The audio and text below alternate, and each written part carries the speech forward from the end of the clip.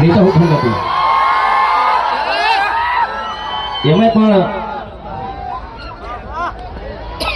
જે મીડિયેટર લોકો હતા ને જે અમુક કલાકારોને જ સરકારી કાર્યક્રમો આપતા હતા એમના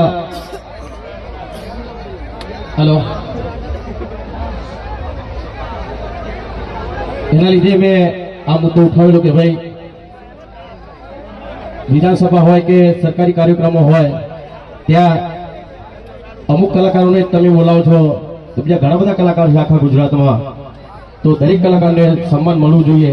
એટલે મારા માટે મેં મુદ્દો ઉઠાવ્યો હતો. દરેક સમાજના ક્ષત્રિય ઠાકોર સમાજથી લઈને દરેક સમાજના કલાકારો માટે આ મુદ્દો ઉઠાવ્યો હતો મેં. અને સરકારશ્રીએ વાત પણ મારી સાંભળી અને 2 દિવસ ફરીથી દરેક કલાકારોને ત્યાં બોલાવ્યા. 300-400 થી વધારે કલાકારો ત્યાં ગયા હતા. મને પણ કીધું હતું, વોટ્સએપમાં ખાલી મેસેજ મૂકી દીધો હતો એમ કે ભાઈ સન્માન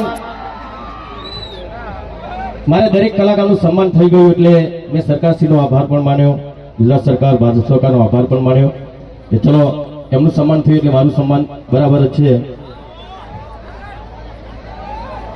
એટલે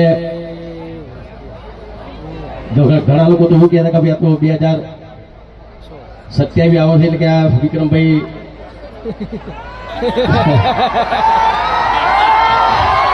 એવું કઈ નહીં ભાઈ, આ ફક્ત કલાકારોનો મુદ્દો હતો પણ એ મુદ્દાએ એટલું બધું જોર પકડ્યું. આપ લોકો જાણો છો મીડિયાથી લઈને તમામ લોકોએ એ મુદ્દાને બહુ મોટો બનાવી દીધો અને એમાં પછી રાજકારણ ઘૂસી ગયું એવું થયું.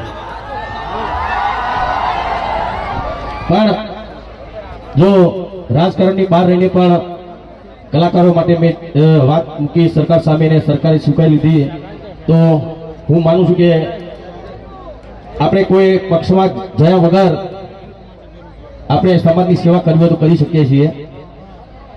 એટલે હાલ કોઈ રાજકારણની વાત નથી, ફક્ત દરેક સમાજની સેવા કરીશું.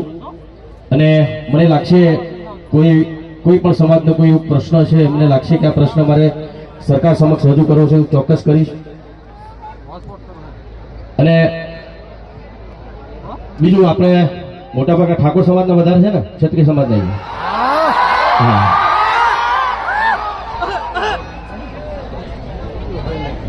જો જ્યારે પણ સમાજની વાત આવે ને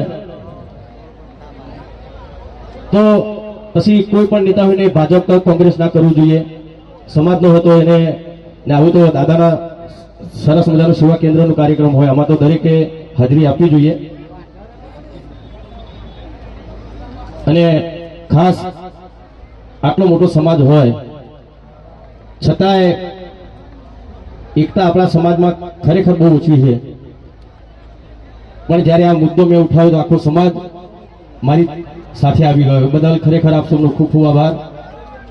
અને આમ જ હંમેશા એક રહેશો ને, એક રહેશો તો બીજા સમાજ આપણા સમાજથી ઘણા બધા સમાજ આગળ છે એમની સાથે ખભે ખભો મિલાવો હશે તો આપણે બધાને એક થઈ રહેવું પડશે.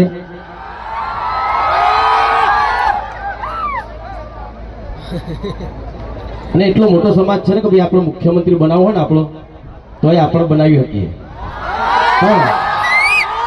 આપણા સમાજમાં છે ને મેન મોટા મોટો મુદ્દો શું ખબર છે આપણા સમાજનો બહુ કે ભાઈ શિક્ષણ. આપણા સમાજમાં શિક્ષણ નથી મિત્રો, બહુ જ ઓછું શિક્ષણ. એવું નથી કે બીજા ઘણા બધા એવા સમાજ છે એમાં શિક્ષણ ઓછું હશે પણ આપણા સમાજમાં સૌથી વધારે શિક્ષણનો બહુ અભાવ છે. ને એના લીધે જ આપણે